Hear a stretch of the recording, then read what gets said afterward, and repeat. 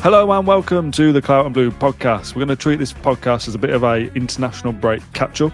You can tell that Villa haven't played for a while because we never normally do international break content, but 15 players have been involved in international duty, 15 Aston Villa players. We're not going to talk about all of them in great detail, but there are a few little storylines around some of them that we're going to go through today. Villa's kind of roundup piece that they had on their website started off with a total of 15 senior Villa players. And I was a bit like, I don't know who those 15 are.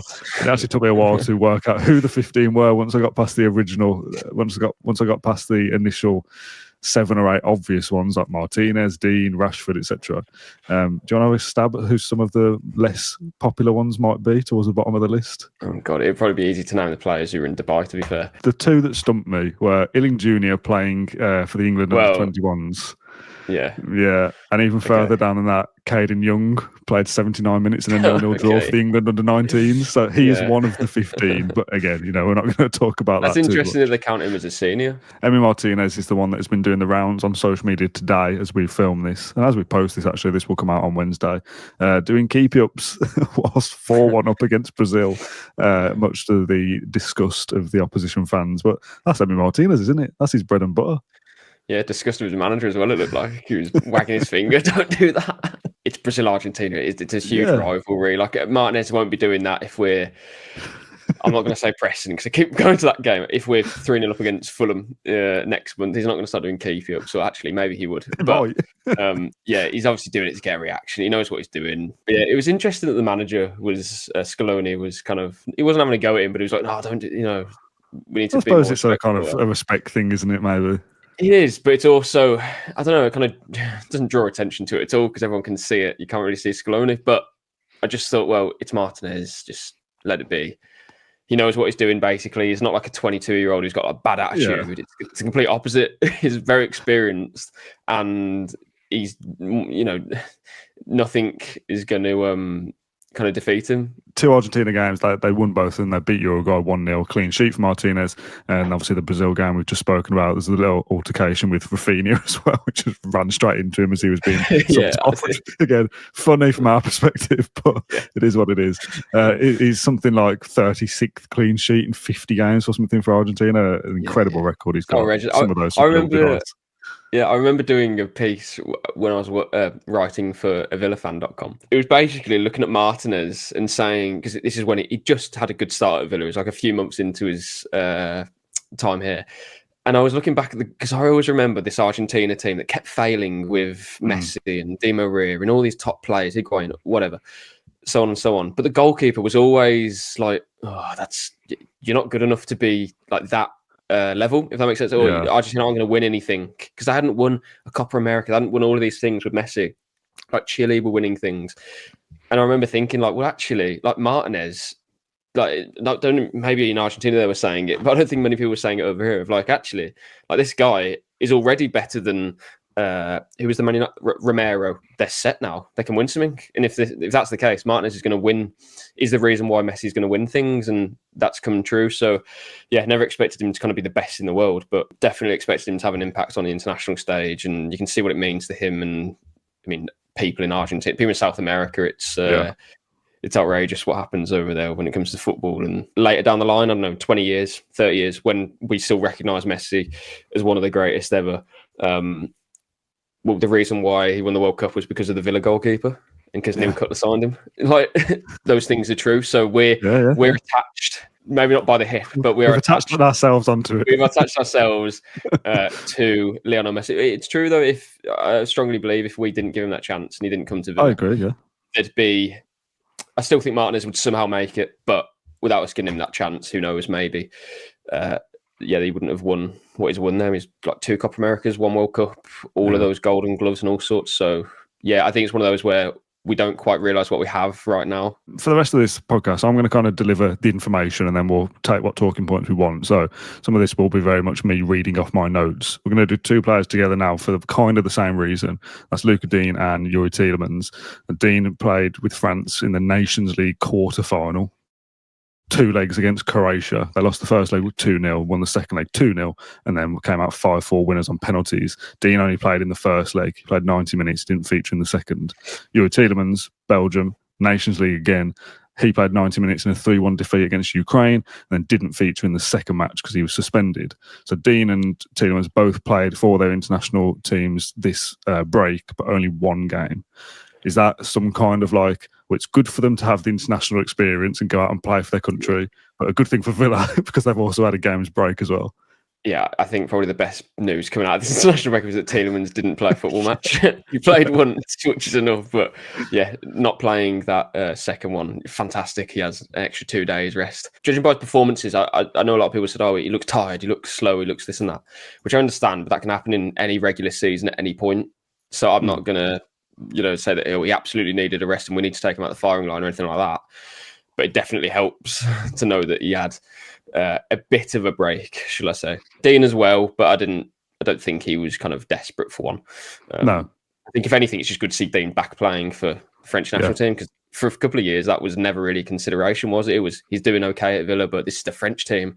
Now he's one of the best left backs in Europe. How much kind of weight do you put on international results? Maybe less so the performances and what actually happens for the individual. Let's say, for example, and I'm not saying this because we're going to get onto him in a second, a lot of the talk about Rashford is that he didn't play particularly well, but England won. So if he has an absolute stinker, does that affect his confidence?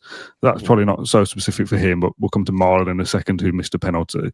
But Tielemans and Dean there, like, they won a game, they lost a game, they did play, they didn't play. Does that matter too much for confidence? Like, do they come back and go, oh, Belgium lost a game, like I'm going to struggle to get my head right for Preston? No, I don't think it does, to be honest. I think maybe for the England team, it could. If we maybe we lose at home to Serbia or away in blah, blah, blah. Because he's still in the country where that media is the story. Yeah, like you feel like you're still in that space. I think Dean put on his social media saying, like, I'll back home. So it's kind of like, well, he's forgotten about whatever he was doing. Like, I just feel, for the foreign players, you're coming back and... you're ready to go again and you're already set on the next game. If anything, it's probably a good thing for them to have that. Whereas, for England players, I think it's a little bit different. Just do a quick roundup of some of the other players who, to my eyes, there isn't really much to talk about, but I just want to say these 15 players featured, so this is what happened. Obviously, this information is all at the hands of, if you could be bothered to Google it, you'd find it. But for the sake of those who can't be bothered, McGinn played for Scotland. He played 90 minutes in the first match against Greece, where they won 1-0. Played 90 in the second match, but they lost 3-0. Olsen played 90 minutes in a 1-0 defeat to Luxembourg, and then didn't feature in a 5-1 win against Northern Ireland. And Matty Cash played 68 minutes in a 1-0 win over Lithuania, and came on as a sub for the final 24 minutes in a 2-0 win over Malta for Poland. That was a World Cup qualifier. McGinn's was Nation League and Olsen was friendly. Bailey as well, we'll do him at the same time. Jamaica Gold Cup qualification. Played 90 minutes in the first game against St Vincent and the Grenadines. Scored a 98th minute penalty to draw the game 1-1. Jamaica won the second game against the same opposition 3-0. No goals or assists for Bailey in that one, but played 90 minutes. So, I mean, to me, there's not really much to say about those. Like, they feature for their country. That's cool. Yeah, Bailey's back in the fold for Jamaica. He took time out, basically, because of different kind of disputes with, is it JFFN? Is that it? Jamaican Football Federation, something? Well, it's about like the standard of like the facilities and stuff, Yeah, which is surprising because Jamaica isn't, with all due respect to, I don't know, St Kitts Nevis or whatever, I don't know. Like, they don't have Premier League players playing for them, whereas Jamaica have like a lot. Not because they're used to high standards, but it just feels like it wasn't completely professional. And I don't know the ins and outs, but this is what Bailey said. So for him, it's good to see him back at it, I guess. I think for Villa, they could probably do without it because, it's a lot of travelling. And also, when Bailey did go on international break duty previously, like I'm talking like Dean Smith era, he'd sometimes come back with an injury and it wouldn't quite be, I don't know, conducive to him going and having a great season. Whereas last season, there was no international duty. It was just Villa. But on the flip side, maybe him scoring a late penalty could do something for his confidence. For footballers and strikers, forwards,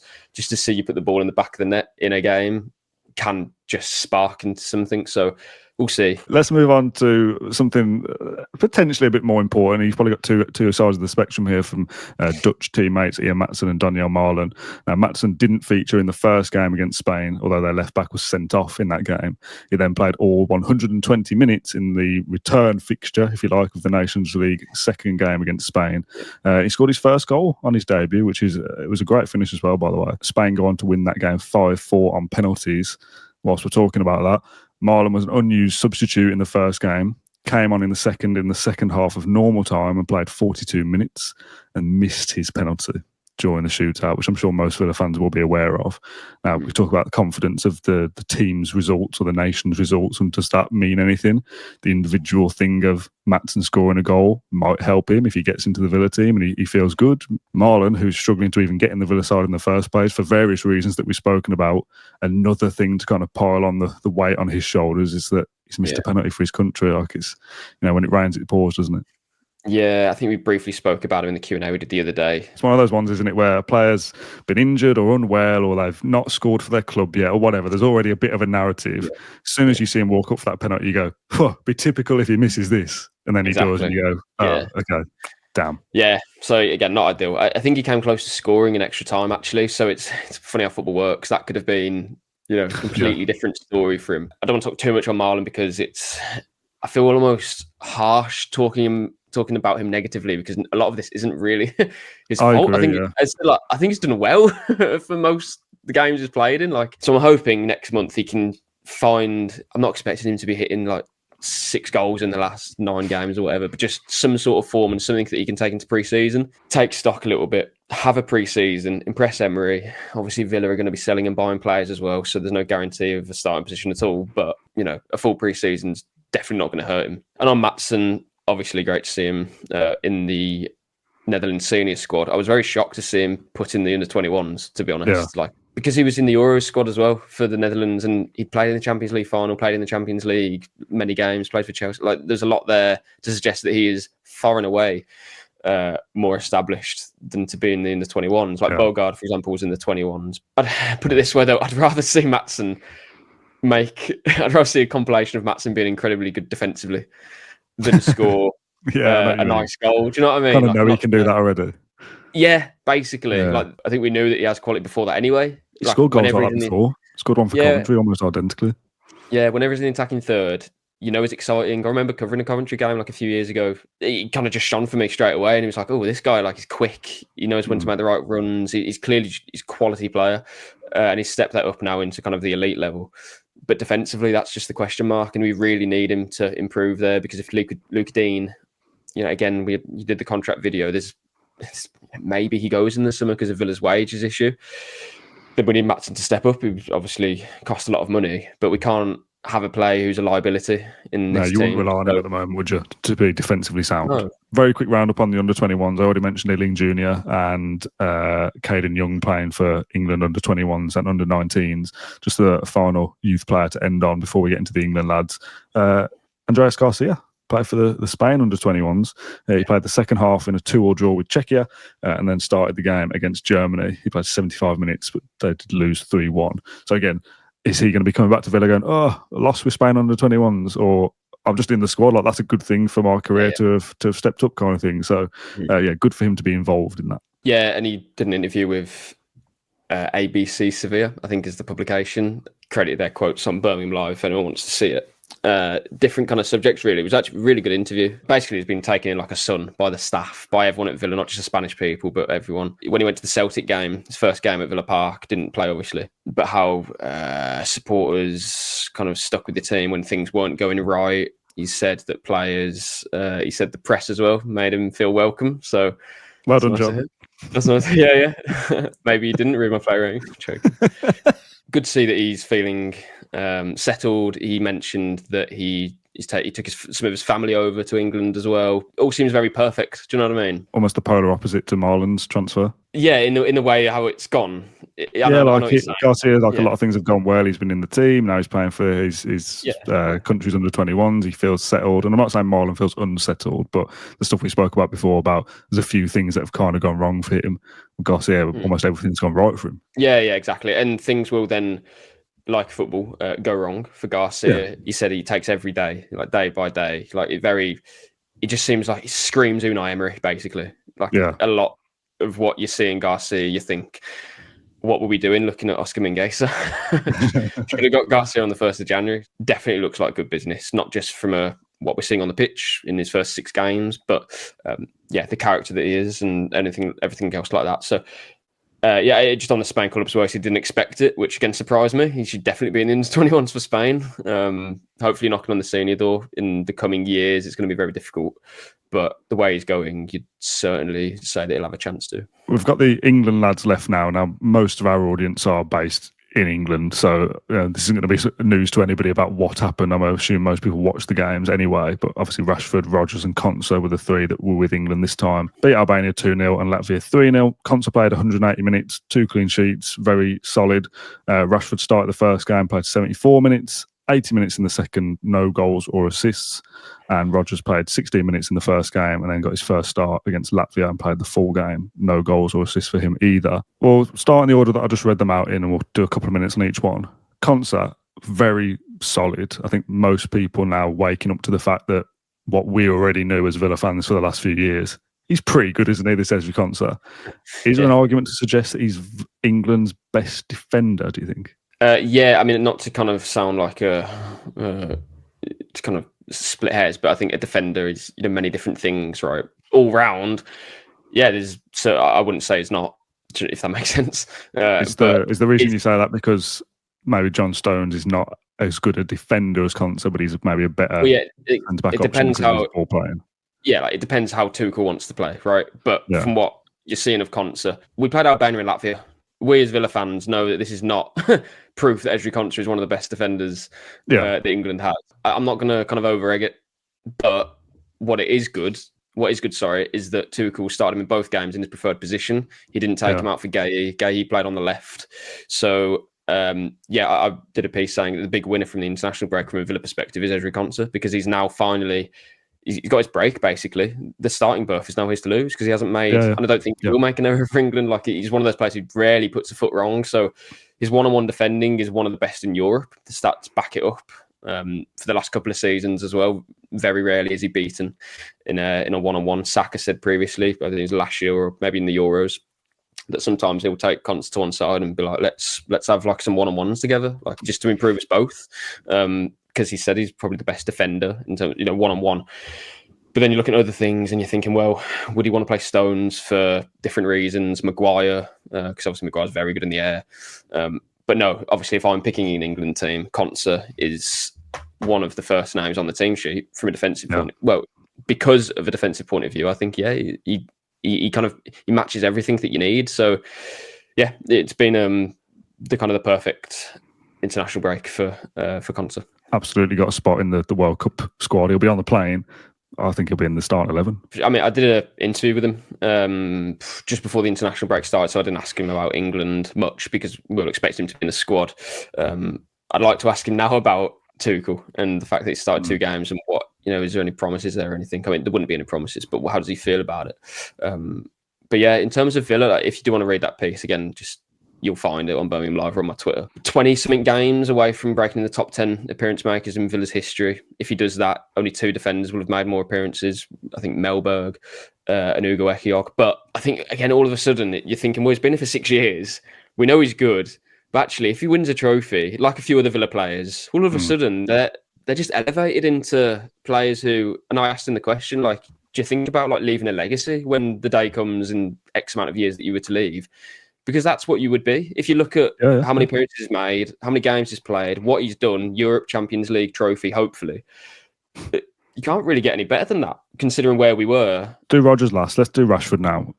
I feel like there was a lot more criticism than was deserved, I think, especially after the first game. Obviously, Tuchel was asked about it quite a lot. He bit back a little bit in the second game's press conference, I think, when he was kind of asked about whether he'd been more impactful or something like that. And kind of Tuchel stuck up for him, which was nice to see.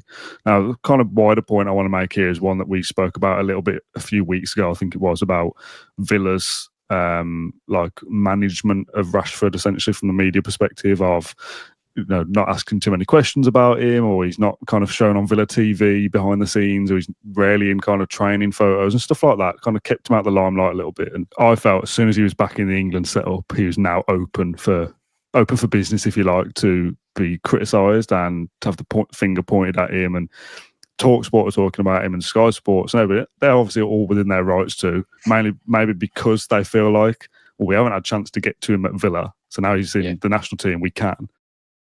I didn't think he was that bad. But some of the talk around it was like, oh, Rashford, his chance to be back in England, in the England squad, and he's kind of wasted it, and all these things. It's a bit like, whoa, let's just take a step back a sec. No. He's not been bad. Like, he's not been brilliant, but do you know what I mean? Like, it felt like I've seen him play like that for Villa so far, and we'd come out after that game and be like, oh, Rashford was all right.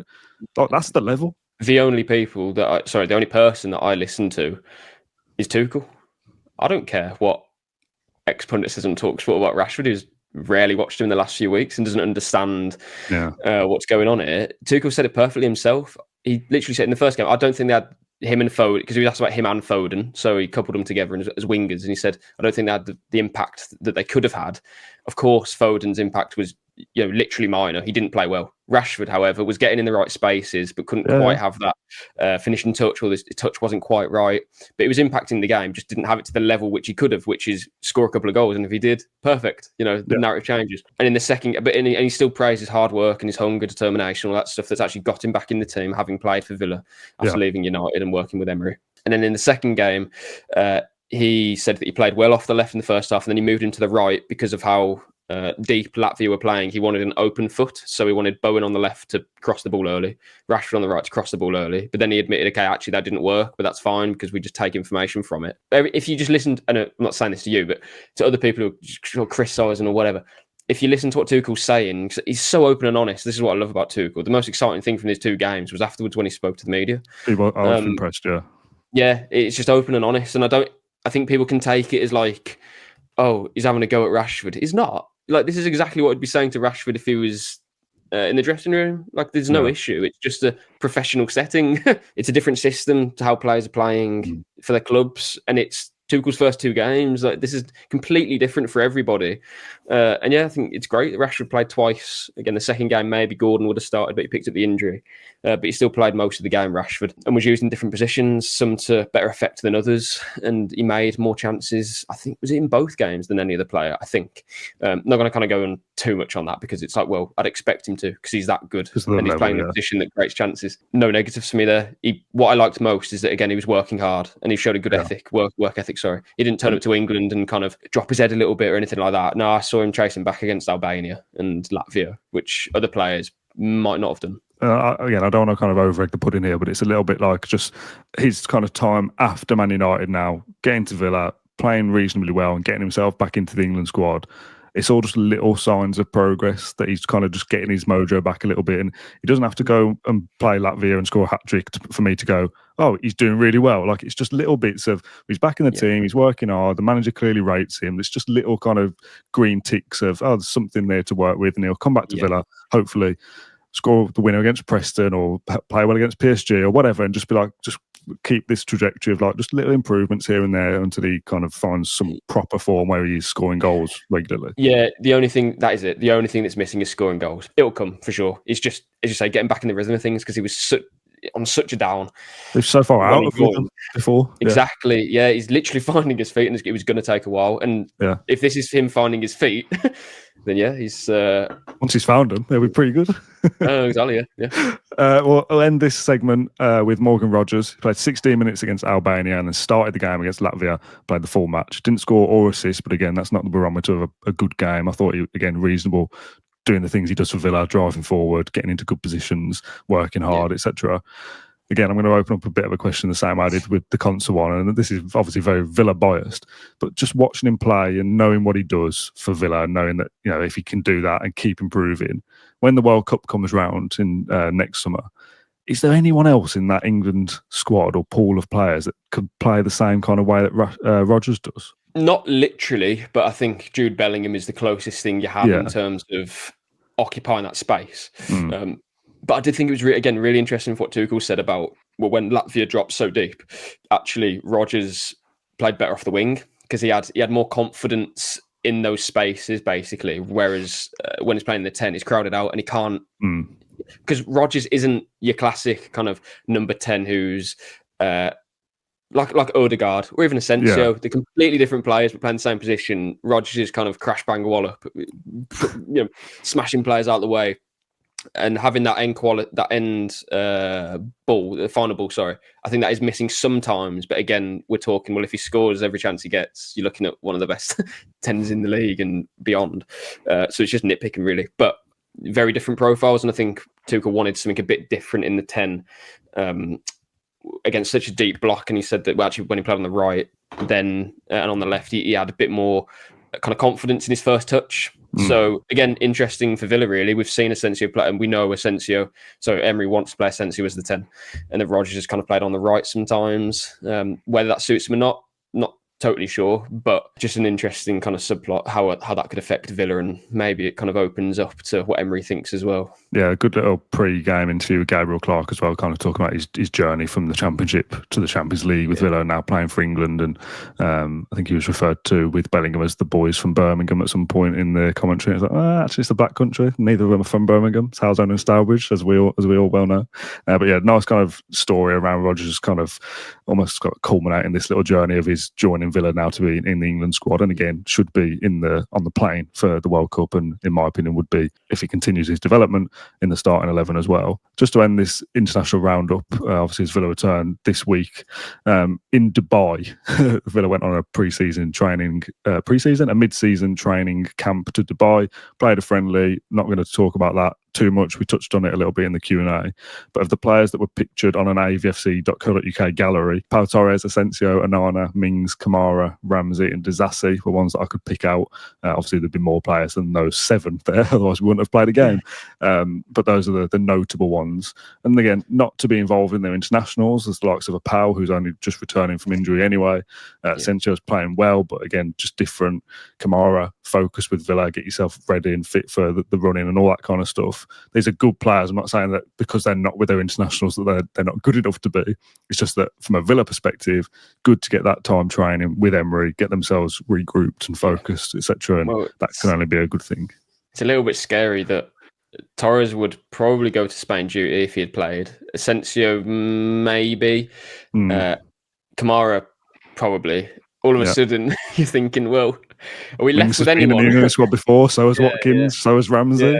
Watkins, yeah. So, it's all of a sudden, it's a sign of a great side. I mean, Emery all of a sudden, our international breaks at Bodymore are very quiet. Yeah. Even Austin McPhee was in Portugal. When I asked Emery about this Dubai trip, he said he wants about 10 to 12 players out there. I think he meant first team players. I think, but maybe he didn't. I'm not sure, but I think that was the kind of assumption. But obviously Watkins would have gone, and I don't think there's a whole lot you can take from it, really. I think the main point was just to get out of Bodymore and kind of, again, good for team bonding, especially with the first team as the 5 that went there. Probably good for Asensio to have Mings around, that sort of thing, to kind of bed him in a bit more.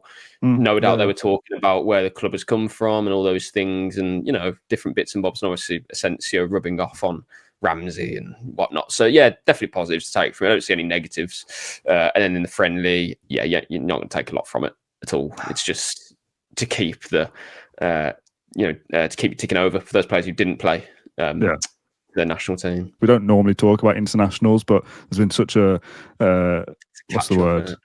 Yeah, it's a catch-up, but there's obviously because Villa haven't played since Bruges. It feels a very long time ago. And I know Preston is back on Sunday. We play the Preston game on Sunday, which is only a few days away, but we'll build up to that separately. This is like what's been happening since Bruges and before Preston. So if you enjoyed it, international content, do let us know. Like I say, it's something a bit different for us.